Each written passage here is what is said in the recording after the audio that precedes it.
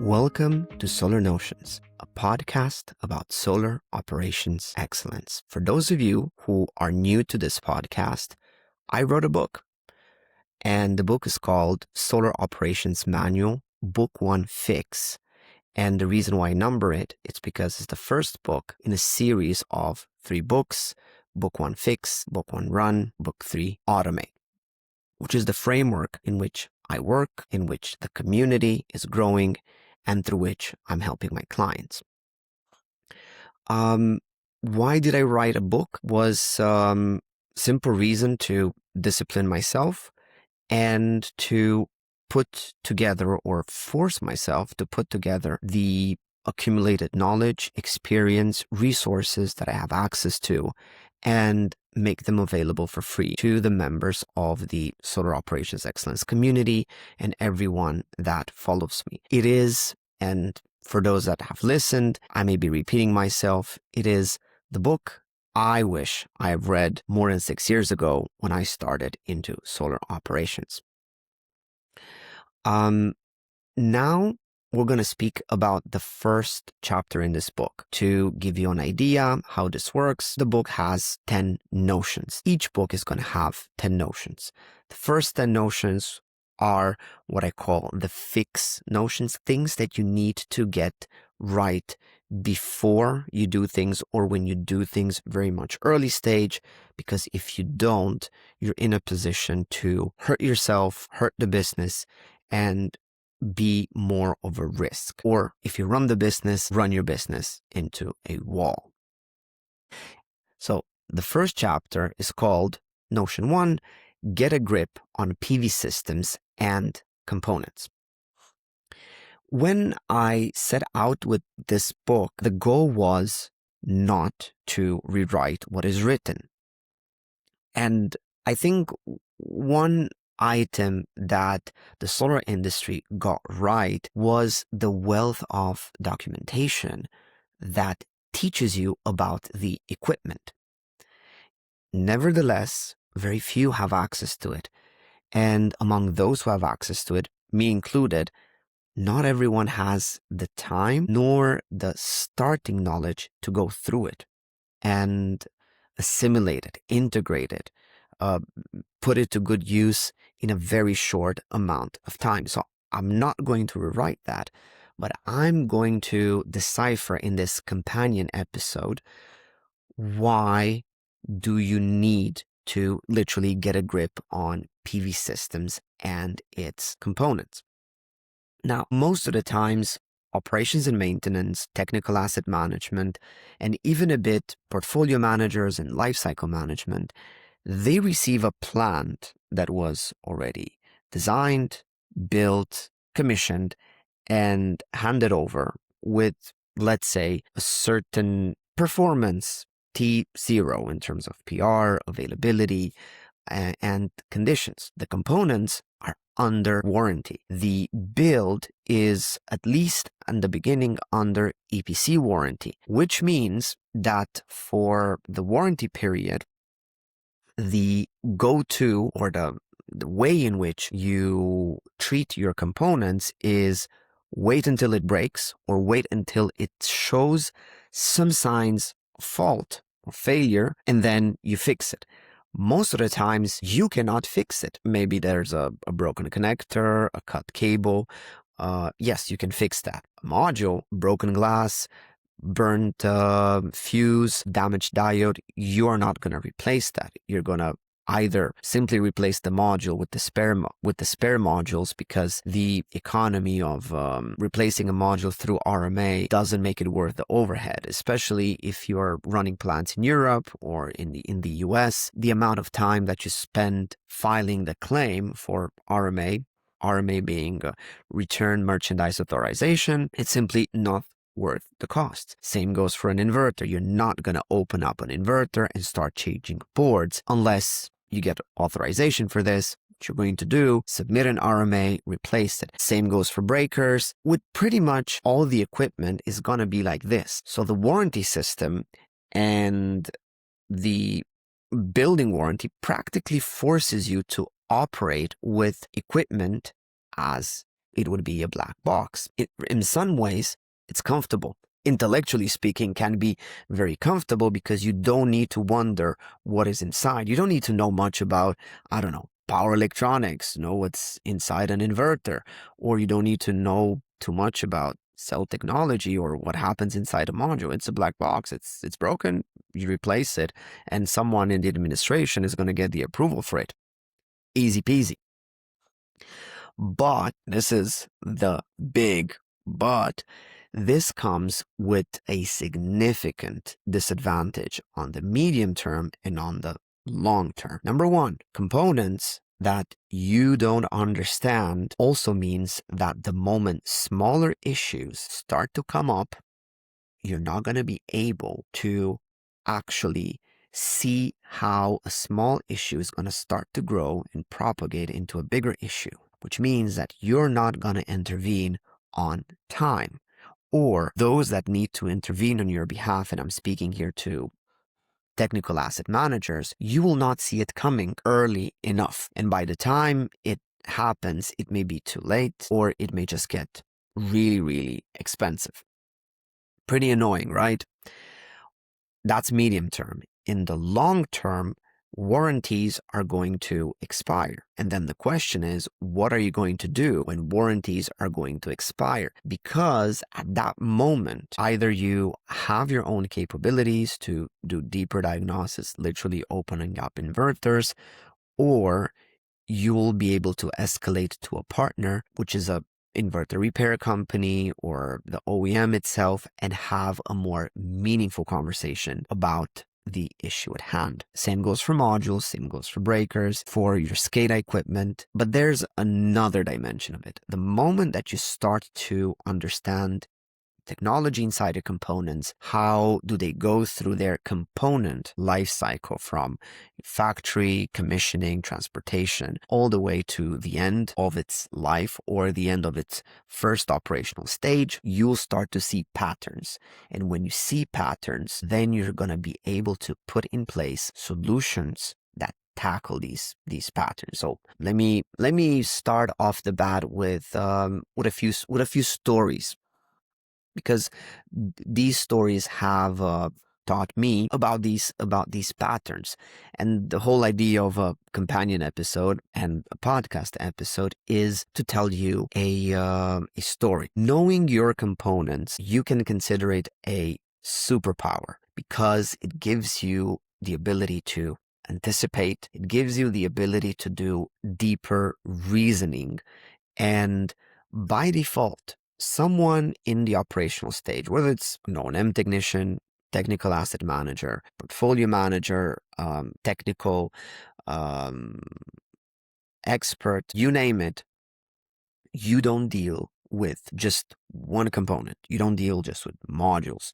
No, you deal with a system that is working together. It means that you need to understand how your components also influence each other. That's why the better you understand each individual component and how the components are working together, the better chances are you're going to do first-time fixes. You're not going to be caught by surprise. And this is what you want. You don't want to be caught by surprise in a job or in a sector where surprises are at every step of the way. So, I'm going to start with a story where I have failed miserably. I live in the Netherlands. I did most of my O&M work in the Netherlands. And in 2022, because of climate change, we've seen in February a series of 3 storms. I don't remember the names, but they were in the seas, which means that they were the first storms of the year, and they were borderline hurricanes. Literally nobody expected to have storms of such intensity in the Netherlands at that time of the year. And the wind was so strong that it literally pulled off the roof modules that were either installed at the bare minimum mechanical, resistance, or any clamp that had a certain defect was pulled off. Now, why did this happen? Although everything was compliant, goes down to a little bit of understanding of mechanical engineering and of the weather. Modules, when they're fixed on and they're designed, there's always a stress test done. This is for those of you not familiar with what a mechanical stress test is that you assume that there's going to be a uniform load, meaning a uniform pressure from wind, from snow, over certain directions of the modules attached with the clamp on the mounting structure. And that is going to be your static stress test. And you expect to, say, have a certain weight of snow or a certain constant wind load, and your modules and your clamps need to be attached to resist that. Here comes a little bit of understanding of how wind works. Wind is not constant. Newsflash. Wind goes in gusts, meaning it comes and goes. And those gusts, which are not constant in speed, not constant in force, they're going to create vibrations. And probably you've all seen that vibrations, when they occur, they manage to unfasten screws. So unless you use a product like Loctite on your clamps or in the way that you attach, screws are going to come unattached, and constant vibration is going to loosen up the clamps and the modules, and that's going to create lift.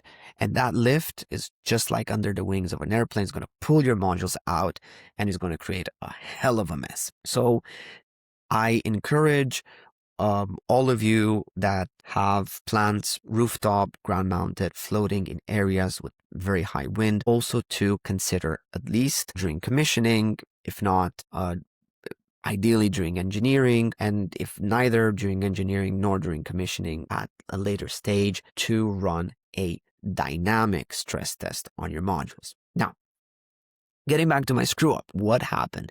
Well, it happened that some modules were lifted and they were damaged. And of course, you take out a module, then it's going to fly over and it's going to, with its corners, going to land on other modules and damage them. And I dispatched a crew to go and to take down the modules. This was a rooftop with an east-west kind of small rooftop table. And my mistake, and one of the technicians noticed it, but for some reason in the rush didn't get to correct me, was that I removed the entire west-facing side of the same table and I left the east-facing side. What happened, and this was after the second storm, one week and a half later, this third storm came, and because the east side didn't have the west side to protect it against the wind coming from below, it just turned into a big airplane wing and it got lifted and it created even more damage. And then the senior technician who kind of saw this coming told me, like, dude, how come you didn't see it? It was an easy one. Well, I didn't bring, or I didn't connect my brain to the mechanical engineering part, which I have to say I even had it in my uni studies, but simply I was blindsided because I had to make a fast decision without giving myself the time to take into account the complexity of a system that I didn't pay attention to its entire mechanics. So, lesson learned, think about all the implications, not just software, not just electrical, but also mechanical, and whether it's what we kind of work against sometimes. That's why we are in solar, to try to reverse or slow down climate change. But that doesn't mean that we are exempt from violent weather events that are going to put in danger our solar plant. So, this is it. I screwed up, but I learned never to leave east-west uncovered. So if next time you need to remove all the modules of the west side of a table, try to remove the entire table. Less energy from a string or half a string for a while, it's better than then creating a chain of damage. Okay, on to the next story. Now, this happened the year after or the year before. It happened the same year, but it happened between April and kind of August.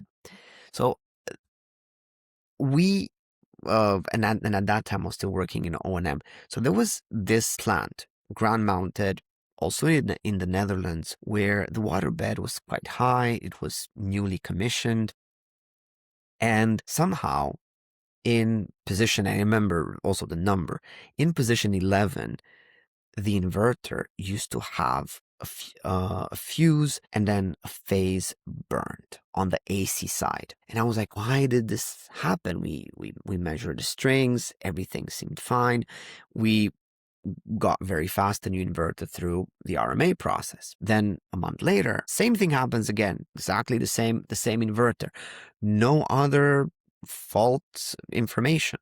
So when we checked the strings, voltage, current was fine. Nothing based on what we checked at the moment that we checked seemed wrong. And then we sent again for an RMA. This time it took a little longer. It was not in the order of a week.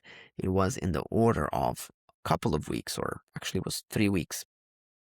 Then we reached June, and then it happens again. So in June, it starts to be like, okay, it took a month to get the new inverter in. We provided all the measurements. And then it happens again in August when rain started to come again. So it was 2022. I think 2022 was a year that was also dry, but at the same time was rainy in at the end of summer. And this time the OEM was holding back on delivering the RMA, because every time there was the same fuse blown on phase 3, everything was checked out. All the other inverters were checked out.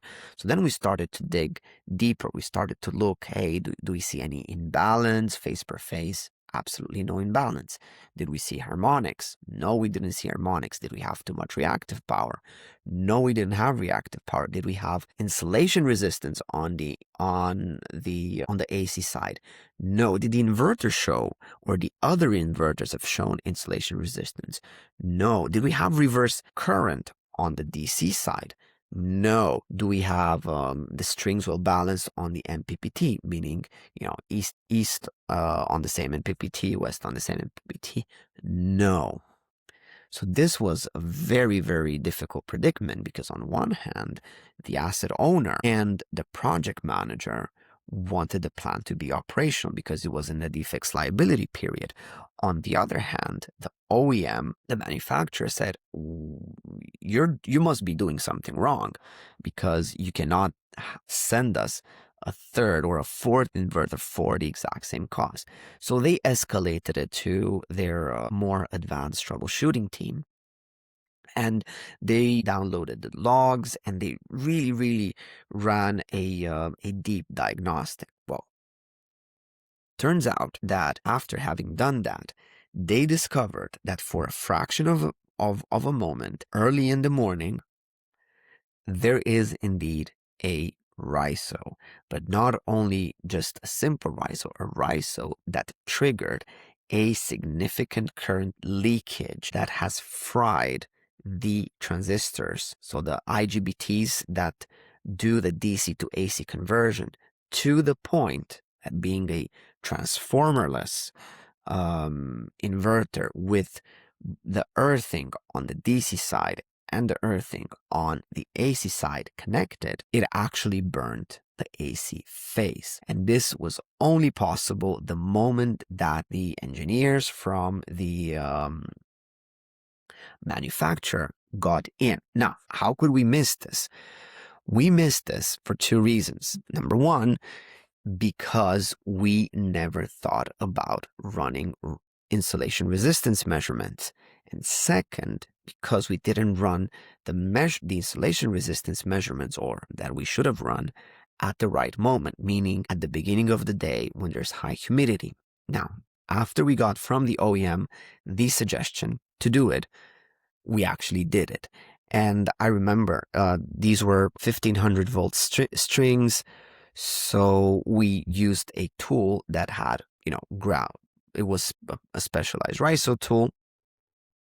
And when this happened, the tool was saying it is an arc on that string with the earthing. So even the tool saturated, it was that much, the leakage. I don't know how and I don't know why, but what I do know is that this should have been a go-to test. That was borderline a rookie mistake, and I did this with one of the most senior technicians that was on the team. Was a very curious, and I mean curious in terms of wants to investigate and adamant technicians that I work with. And then it turned out that there was indeed one string that had an arc on it, and the temporary fix was just to disconnect the string. We got the inverter back, and then after a while they found a connector that was, I think, deep in water. But in order to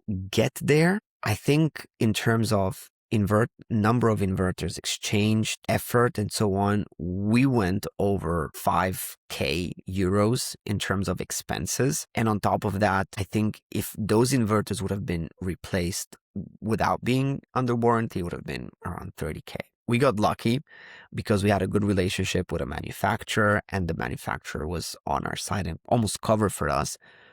But we simply failed, again, to plug our brains to the fact that it was a transformerless inverter where the grounding and the earthing on both sides, DC and AC, were connected, which meant that the pattern in that case could have easily been a ground fault that was not detected because it happened either too fast or it was hidden under the main fault that the fuse has blown.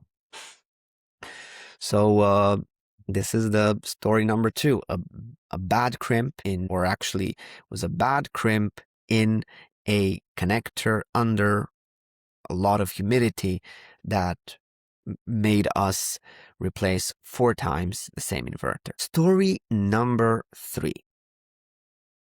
And this is a story about fire. And you'll see that in most of the stories that I have about equipment, I'm not speaking necessarily about modules. Why I'm not speaking about modules is that in the case of modules, and this was something that I covered in a previous episode with Marcello, is that one module, especially in CNI and utility in the megawatt scale, does little to no difference. A module that is broken, what it's going to do is going to trigger a resistant installation fault, or is going to create a voltage interruption on your string, which are minor issues that at best you're going to shut down an inverter. And once you remove that module, your inverter is going to start running back, or you bypass that module. So module failures don't impact production more than just making an inverter stop. And exchanging a module, bypassing a module is cheap, so they don't have that much of an impact. The only time when modules do matter in terms of impact of the failure is when there are serial defects. I don't know, bypass diodes that fail en masse, or an epidemic of hotspots, or broken glass, or you name it. And please go back, listen to my episode with Marcello if you haven't, because there we do cover all those failure modes and everything. But here, because the more components you have in a system, the more it's important to understand that there's a lot surrounding inverters, AC breakers, low voltage, medium voltage, maybe even SCADA, because there we have a lot of electronics and electromechanical components bundled up in these devices. And these devices are bottlenecks, because the moment that you have an inverter down, you have hundreds of modules that are being practically useless. The moment that you have a breaker down, you can have up to 3 megawatts simply disconnected. And if you're looking at a transformer, then of course you can be in the 3 megawatts. But if you're looking at grid connection points and those units of switchgear, then you're in the tens. You can be in the tens or even in hundreds of megawatts. So your impact is quite significant. But I'm going to tell you about something else right now, and I'm going to tell you about what goes inside an inverter and specific failures. Now, we know, and in case you don't know, you're going to know now, that power electronics, meaning everything that allows us to have photovoltaic systems and convert DC into AC, don't like the heat. Transistors and semiconductors lose their performance when they heat up.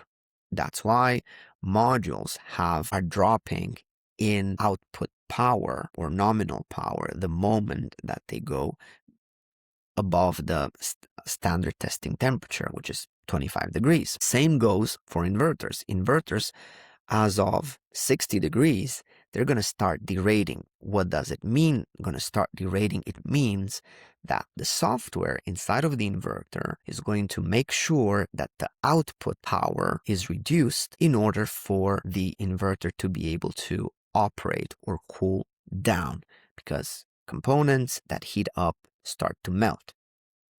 Now, for those of you that haven't played around with electronics, components are soldered on boards. Solder is a combination of tin and lead that allow a component to be soldered, not welded, but soldered, and that thing is molten. The hotter it gets, then it also is able to melt back. They have a melting point of a few hundreds of degrees. Just think about steel. Steel melts at around 800 degrees, while tin melts at 200 to 400 degrees, depending on how it is. And inside an inverter, things can get really hot because all the current that goes through the strings, they're connected on what is called an internal bus. But an internal bus is just a big strip of copper. And that big strip of copper is going to pass the current directly through the transistors on the MPPT board. That is going to regulate the voltage and the current to take the maximum power out. And after that, it's going to push it through the transistors of the DC to AC board. So when you're looking at an inverter, which is 110 kilowatts, which was mostly the standard for utility builds, they can run through them 160 amps. So you have 160 amps per phase running through those transistors. That means that they can get really hot. Of course, the inverter has a cooling system. Think about your computer or your laptop. Your laptop, the moment that you start running, I don't know how many browser tabs, and you give it heavy operations, you can hear the fans starting to pick up. Exactly the same happens in an inverter. The moment that heat starts to pile up in those transistors, the fans of the inverter is going to pick up.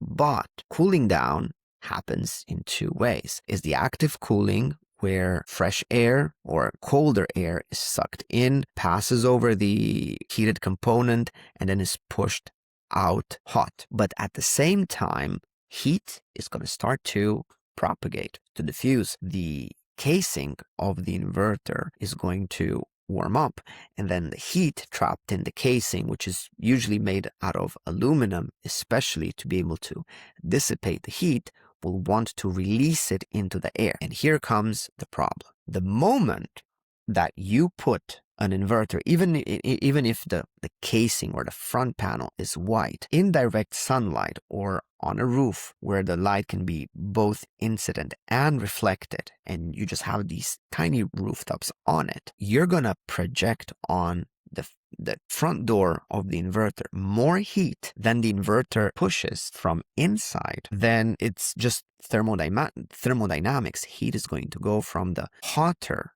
object to the less hotter object. So when outside the casing, the heat is equal or higher to the temperature inside the inverter, heat is not going to go out, it's going to stay trapped.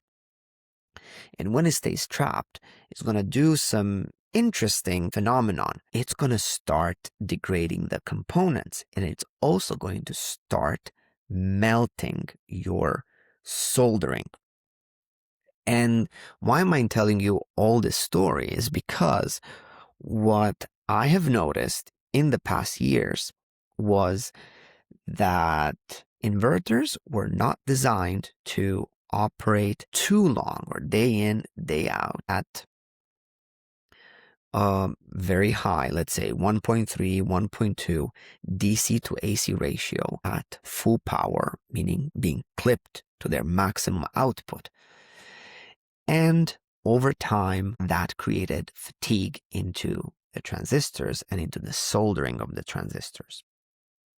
And here is where it's important to know what happens inside an inverter, because by knowing through where the current goes, what happens under operations, you can anticipate that a cooling problem is brewing, and a component that is not cooled is going to warm up, is going to get more heated up, and is going to fail. And when transistors fail, they start to create some sort of ripple effect. When they're going to burn the inverter from inside out. It's going to burn the capacitors, and you don't want to have a burning transistor board, because a burning transistor board also comes with the amazing gift of shorting your plus and your minus on the DC side, which creates an arc flash.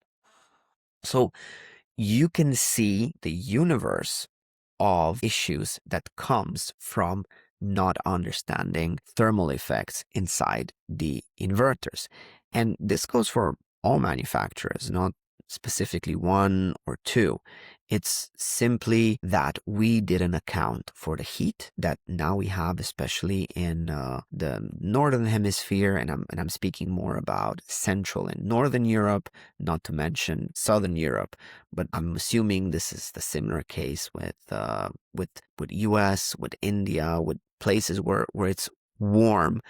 And when inverters are placed too much in indirect sunlight, or without having the ability to do the designed heat transfer towards the outside, and heat gets trapped in. Now, for those of you that run portfolios, this can represent quite a headache, because you may not get an initial failure, but we have roughly an expectation that around between year 8 and year 10, that will be the moment when failures in inverters are going to pick up. And your financial model would say that is the point when we're going to revamp, simply because that's the end of life of inverters usually. What I have seen, and this was confirmed by other fellows in the industry, was that those failures are starting to appear around year 6, year 7. And it's simply because we didn't account for the actual fatigue of these components. We didn't account for the thermal stress that happens in the inverters, because we've loaded more than they could handle.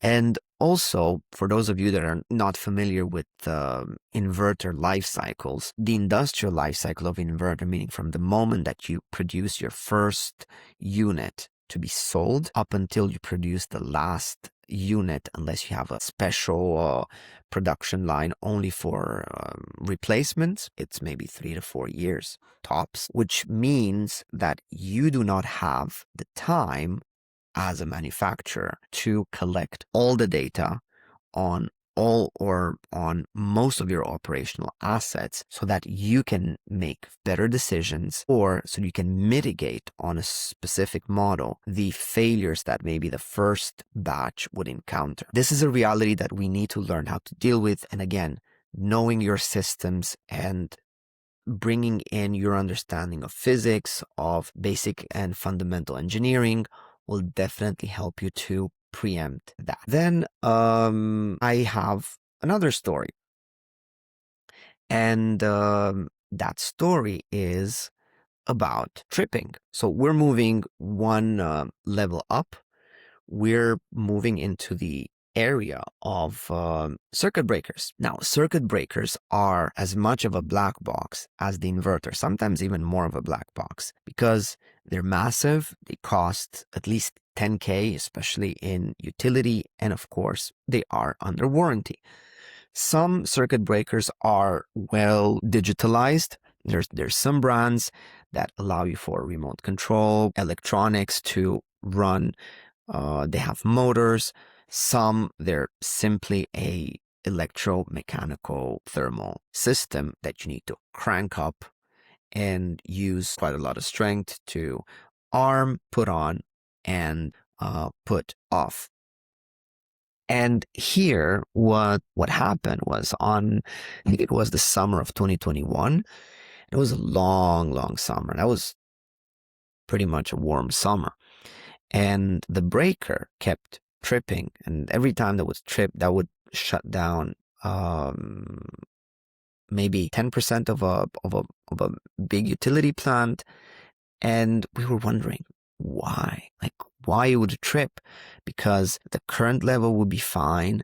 The isolation point would trip at 3 p.m. And also, we were wondering why they were tripping. So in that case, you need to bring up your electrical knowledge.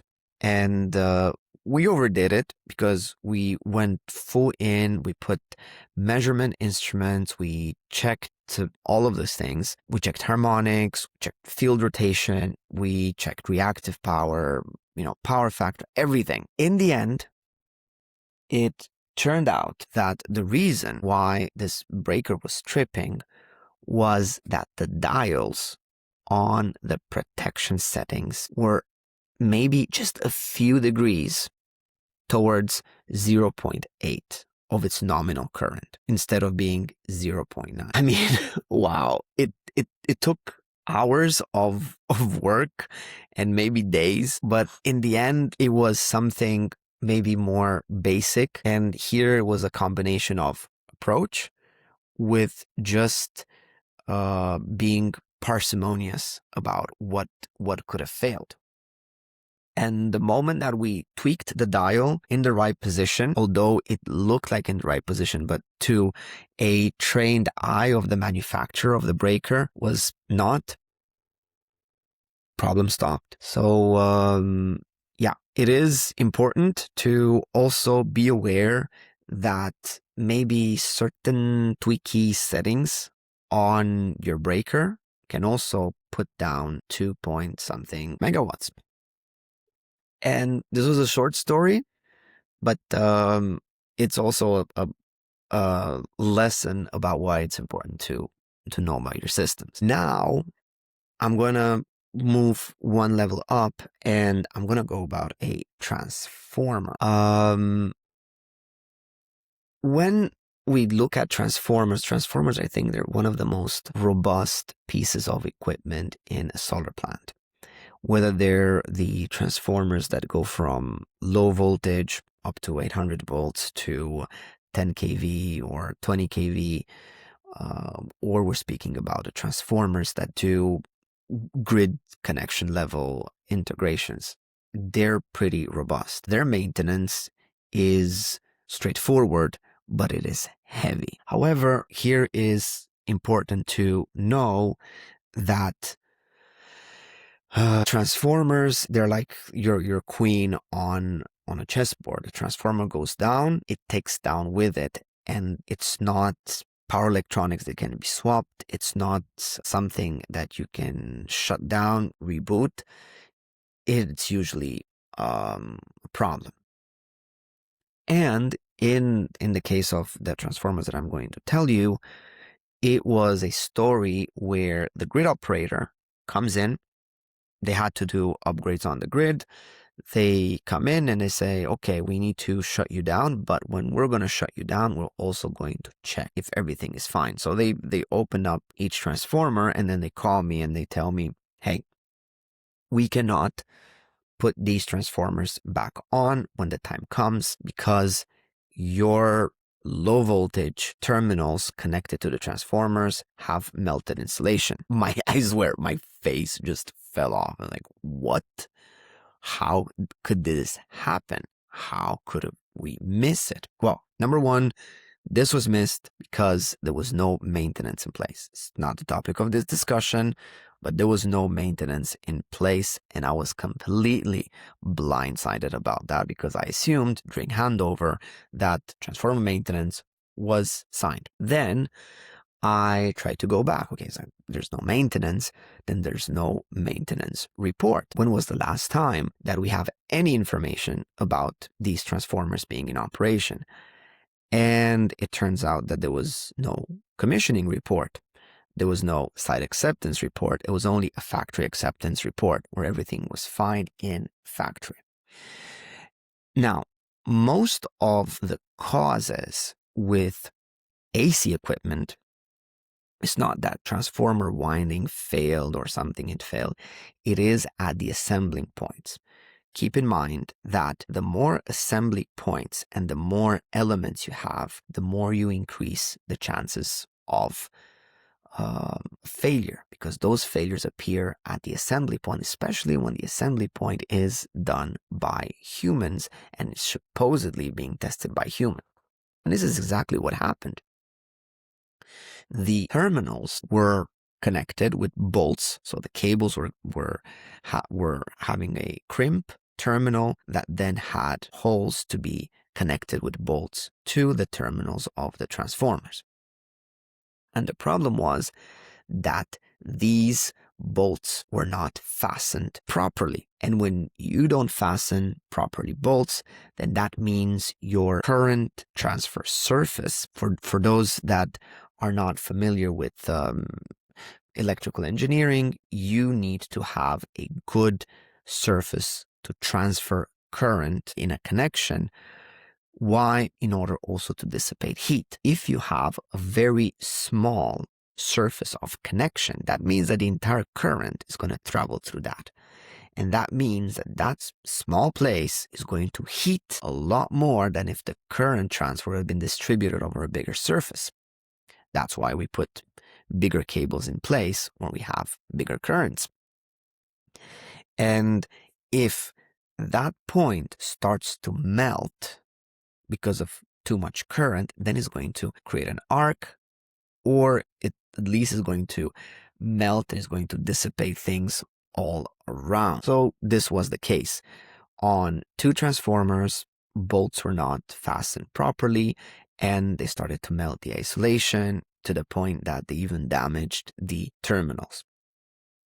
Long story short, it happened in winter, lucky for me, and I managed to secure very fast service for them, proper service.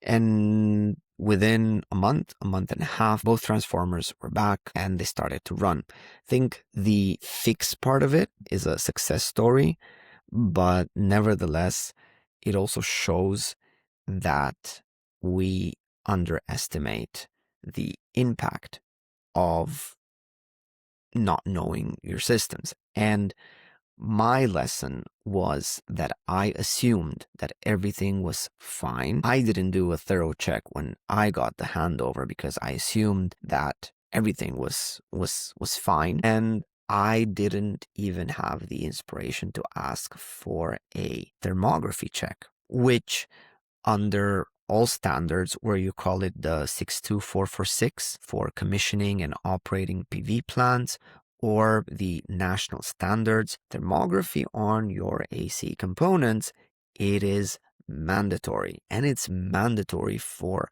a reason, because electrical phenomenon, you can catch them. You can catch phase imbalance, you can catch a phase that goes down. Inverters decouple, and inverters are not just your beating heart, but also the kind of like the ending of your monitoring nervous system, and it can push data into your system and warn you about everything that happens. But thermal phenomenon, and we're kind of getting back to thermal phenomenon, it's harder to do. So my take so far in the story is that mechanical phenomenon and thermal phenomenon, because they have a very limited detection scope or detection capabilities with, standard electronics. There are means to detect them, but they're just not integrated or deployed in solar. Simply can give you, either as an owner or as an O&M or as a technical advisor, can give you blind spots. By knowing the systems that you have and all the phenomena that come with it, you stand a better chance at anticipating or nipping in the bud these things when they happen, because you can see them early stage. Now, the last story that I'm going to tell you is about ghosts. And this is a friend of mine who also taught me a lot. His name is Andreas, and probably he'll be listening to this. Was about ghost RISOs. Now, resistance insulation faults, which is called a RISO in solar slang, is when the current that is going through your DC conductors, mainly DC conductors, instead of reaching the inverter, is starting to leak through the insulation into the ground. Now, let's not confuse with a leakage current, where simply the current on the plus minus loop is less. So the current that goes to the plus is less that goes through the minus, and this is what triggers the RCD, the residual current device. Here we're only speaking about small amount of current that is leaked into the earthing system, which creates between the plus and the earthing and the minus and the earthing a potential difference, which in practice is that you can measure between the plus cable and the earthing a non-zero voltage, or between the minus and this one. Now, if it is a straightforward RISO, then you will have at certain point a cut in a cable, or you would have a damaged connector, or there would be a crack in the module, which when it gets full of water, it will give this phenomenon. But what do you do when connectors are fine, they're even new, cables are fine, modules are fine, combiner boxes are fine, and nevertheless your inverters are giving the RISO failure and they start late? Starting late also means that you're not going to have enough production, and starting with a RISO, if there's still a leakage, then that means also there's going to be some fatigue in your transistors. And again, this is something where you need to get a grip on your PV systems and your components. So what could have caused this, and why? So this friend of mine, which we became friends after working together, I was struggling with this on a certain model of inverter. It was a single MPPT inverter with a 1-to-1 combiner box. While I was working in O&M, then I went into technical asset management, and a colleague was given the same setup. They were struggling with that, and I had also another plan with that setup. So we were scratching our heads why. And then come along this expert legend in solar that says this is a ghost RISO problem, meaning that your inverter is going to detect it as a RISO, but is not a RISO. And for the magic of the story, he whispered to the inverters, and in a few hours, all those inverters that some of them were going down, or they were just making a lot of awful noises, and they were not in sync, although the plant was incredibly uniform in terms of disposition, DC load and everything. And also there were not patches in the clouds, just like uniform gray from the Netherlands, and then it was uniformly sunny. They started to hum. And I was with another friend of mine, a very, very experienced solar technician, and we were like, wow, what did this happen here? For more detail, he took a bunch of DC cable. He connected and remeshed the inverters, because the way that the earthing between the casing of the inverters were connected was not right. And we wanted to understand what did just happen.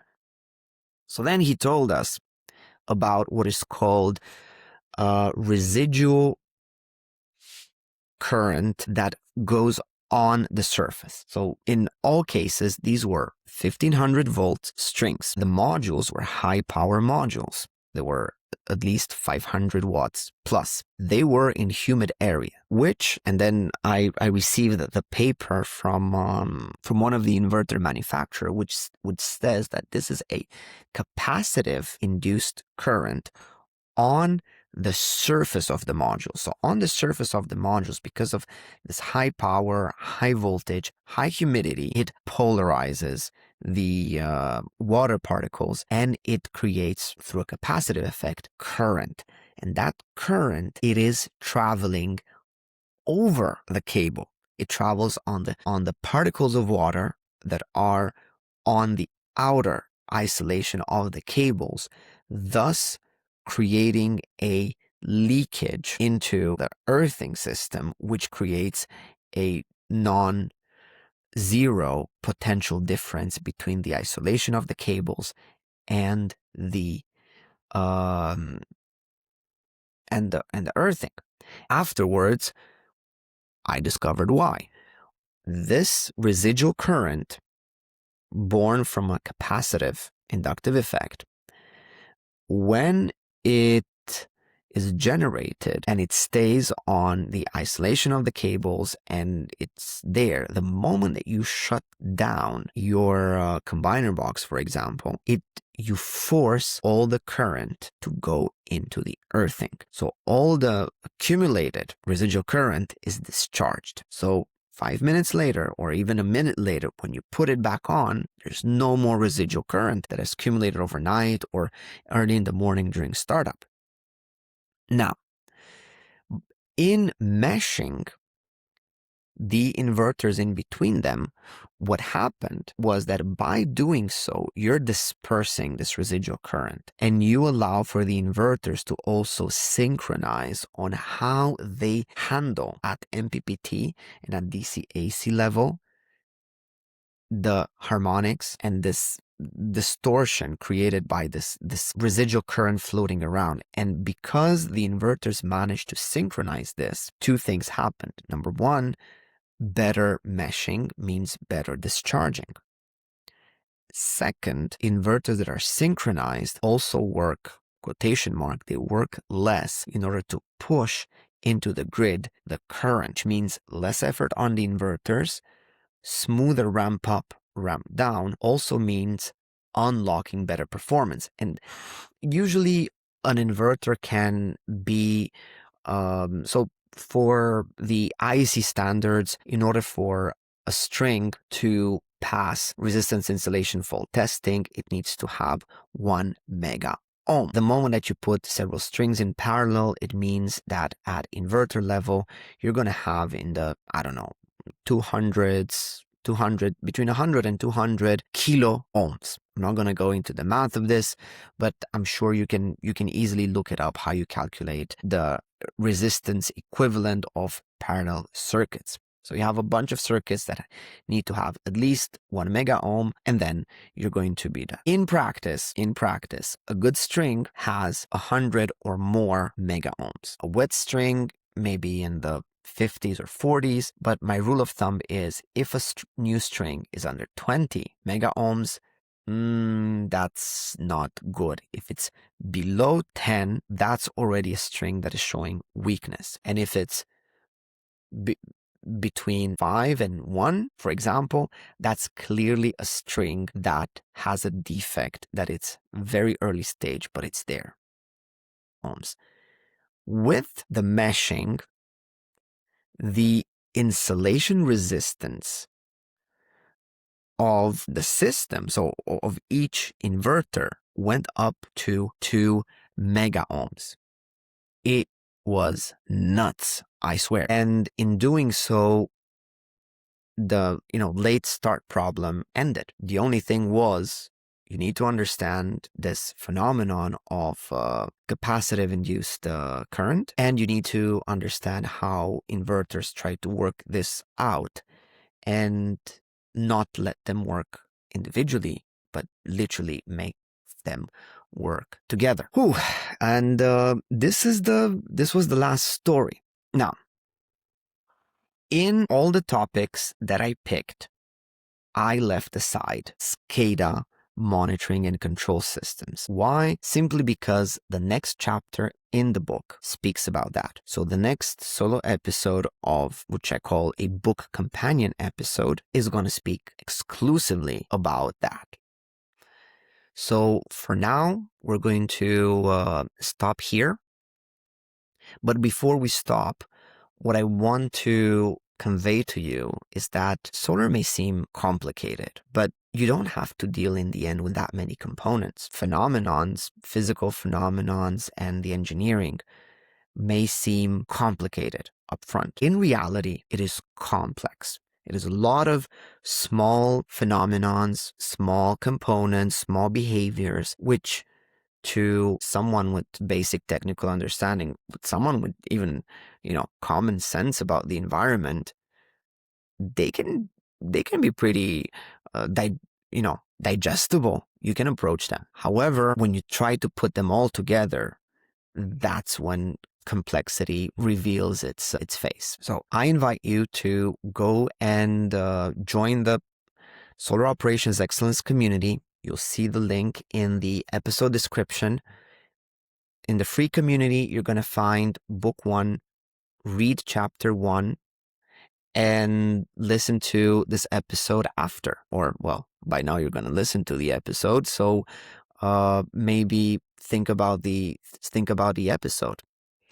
And I will be here with the following episodes and also with the guests unpacking everything about the equipment. Thank you for listening, and thank you for following Solar Notions, a podcast about solar operations excellence. See you at the next episode.